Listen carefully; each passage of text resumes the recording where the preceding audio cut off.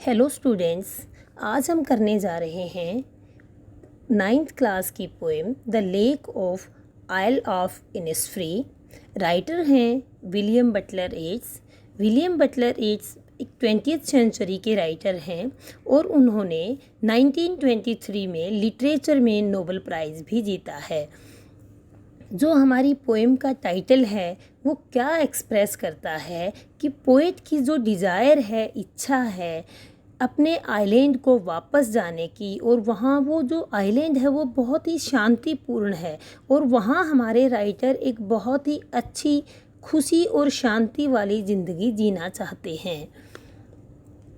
जो पोएम है हमारी the lake isle of Innisfree, ये 12 लाइन्स पोएम है और इसको डिवाइड किया गया है 3 क्वार्टर्स के अंदर डिवाइड किया गया है। हमारी जो पोएम है ये एक लिरिक है जो मैंने लिखा हुआ है LYRIC लिरिक। लिरिक क्या होता है? ये एक शॉर्ट सॉन्ग है, सॉन्ग टाइप की पोएम है। इसको रिदमिक भी गाया जा सकता है। इसमें पोएट्स की इमोशंस और फीलिंग्स को एक्सप्रेस किया गया है। ये जो पोएम है इसको म्यूजिक के साथ अकम्पनी किया जा सकता है, साथ गाया जा सकता है, इसलिए इस पोएम को हम कहेंगे एक rhythmic musical quality poem. Now I will explain poem. This well-known poem explores the poet's longing for the peace and tranquility of Innisfree, a place where he spent a lot of time as a boy. यहाँ पे writer क्या explore करता है? Explore करता है अपनी longing को, Dzire को, इच्छा को। शांति और ट्रैंक्विलिटी में जीना मतलब बहुत ही शांति भरे वातावरण में जीना चाहता है राइटर। अपने स्पेंड करना चाहता है अपना जो टाइम एज ए बॉय, एक बॉयहुड का जो टाइम था उसकी तरह से एक शांति भरे वातावरण में जीना चाहता है। This poem is a lyric, यह पोएम एक लिरिक है।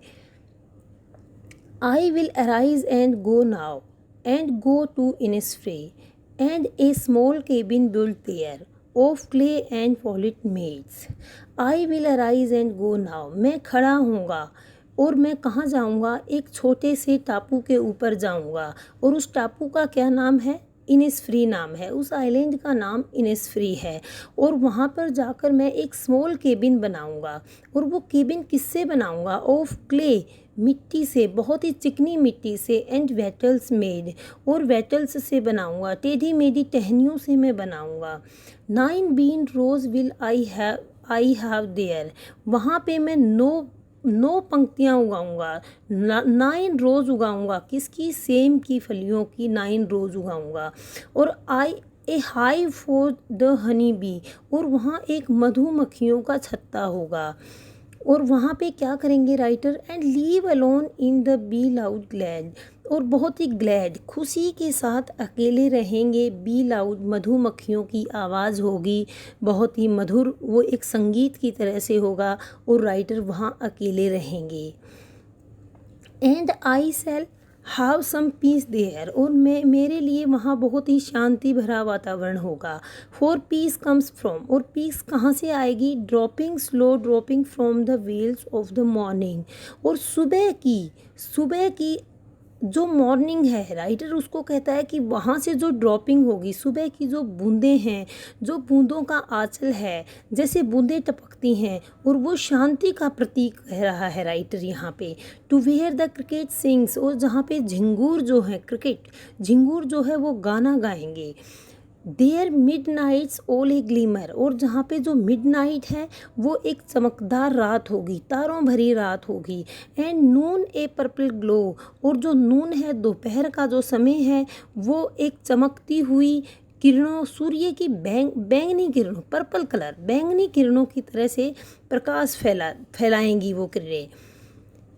And evening full of the linnet's wings, और जो इवनिंग होगी वो लिनेट बर्ड्स की तरह। लिनेट बर्ड्स की जो विंग्स होती हैं वो ब्लू कलर की होती हैं, इसलिए राइटर कहता है कि जो शाम होगी वो इतनी नीली होगी, इतना अच्छा दिखेगा कि वो एक लिनेट बर्ड की विंग्स की तरह से होंगी।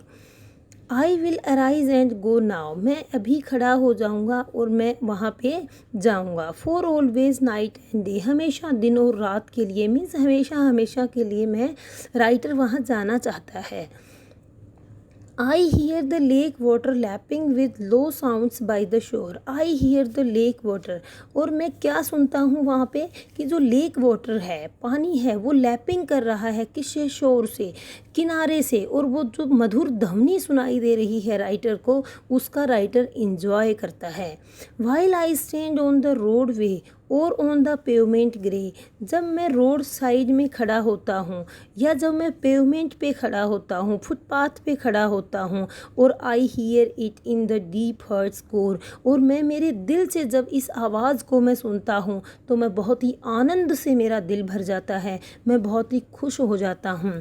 मीन्स राइटर अपनी जो बचपन के दिन हैं उनको याद करता है कि किस तरह से हम आइल ऑफ इनिसफ्री आइलैंड पे रहते थे, और बहुत ही एक शांति प्रिय, बहुत ही एक अच्छा वातावरण वहाँ पे था, बहुत ही एक ट्रैंक्विलिटी ऑफ पीस थी वहाँ के ऊपर.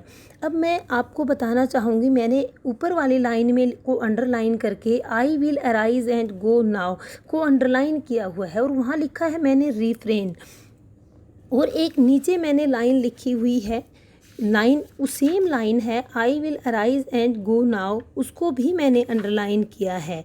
इसमें मैंने सामने दोनों के लिखा है रिफ्रेन. रिफ्रेन क्या होता है? ये एक रिहेटरिकल टर्म्स है. इस तरह से आपको पोइम में क्वेश्चंस पूछे जाते हैं एग्जाम के अंदर कि what is the refrain, in which line refrain used, किस लाइन में रिफ्रेन यूज़ किया गया है. तो ये क्या होता है, ये एक रिपीटेड इम्फेसिस होता है, बार बार किसी सेम लाइन को दोहराया जाता है किसी दबाव को देने के लिए. तो ये लाइन यहाँ पे सेम है, I will arise and go now, नीचे लाइन सेम है, I will arise and go now. तो यहाँ पे इस पोएम में ये रिफ्रेन है. इट मीन्स इस लाइन को 2 बार रिपीट करके राइटर दबाव देना चाहता है कि वो अभी लीव करना चाहता है इमीडिएटली फॉर इनिसफ्री. इनिसफ्री के लिए अभी लीव करना चाहता है, उस आइल पे अभी पहुँचना चाहता है. ये रिफ्रेन है. एक मैंने और सेकंड स्टेंजा के अंदर लाइन को अंडरलाइन किया है, वेल्स ऑफ द मॉर्निंग. यहाँ पे सामने मैंने लिखा है मेटाफर. ये एक मेटाफर है. मेटाफर भी एक रिहेटरिकल टर्म है. मेटाफर क्या इंडिकेट करता है, ये एक मीन्स किसी चीज़ को well of the morning means सुबह का घूंघट, वेल एक घूंघट आवरण को दिखाया गया है. तो मेटाफर क्या है, मेटाफर ये रेफ़र कर रहा है जो मिस्ट है, जो धुंध है, दैट कवर्स द एरिया, उस एरिया को कवर किया है अराउंड द लेक के चारों तरफ, अर्ली मॉर्निंग, सुबह सुबह. नीचे जो मैंने लिखा है वो है राइमिंग स्कीम. पोएम की राइमिंग स्कीम क्या है, ए बी. इट मीन्स आप देख सकते हैं फर्स्ट पैराग्राफ में लास्ट में है इनिसफ्री. फिर अगर इनिसफ्री ई साउंड को अगर हम ए नाम दें और मेड डे को अगर हम बी अल्फ़ाबेट दें, नेक्स्ट फिर हनी बी और इनिसफ्री मैच करते हैं. ए देन डी को हमने बी नेम दिया, और फिर हमने यहाँ पे इसको ए दें और ग्लैड को फिर से बी नेम दें, तो हमारी साउंड बन जाती है ए बी. और